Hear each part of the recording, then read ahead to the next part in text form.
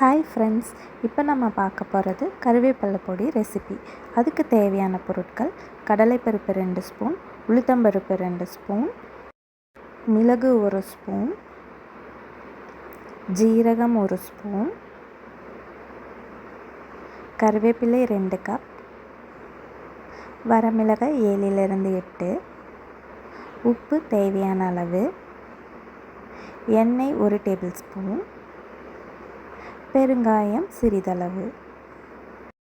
ஒரு கடாயில் சிறிதளவு எண்ணெய் ஊற்றிட்டு சொன்ன பருப்புங்க எல்லாத்தையும் வறுத்து எடுத்துக்கணும். அப்புறம் வரமிளகாய், கருவேப்பிலை இதையும் சேர்த்து வறுத்து எடுத்துட்டு ஆற வச்சுட்டு மிக்ஸி ஜாரில் சேர்த்து சிறிதளவு உப்பு சேர்த்து கொரகொரன்னு அரைச்சி எடுத்துக்கணும். இதை நம்ம ஏர்டைட் கண்டெய்னர் இல்லை பாட்டிலில் ஸ்டோர் பண்ணி வச்சுக்கலாம். இது ரொம்ப டேஸ்டியாகவும் இருக்கும், ஹெல்த்தியானதும் கூட.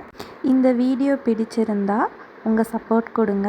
சேனலை சப்ஸ்கிரைப் பண்ணுங்கள், ஷேர்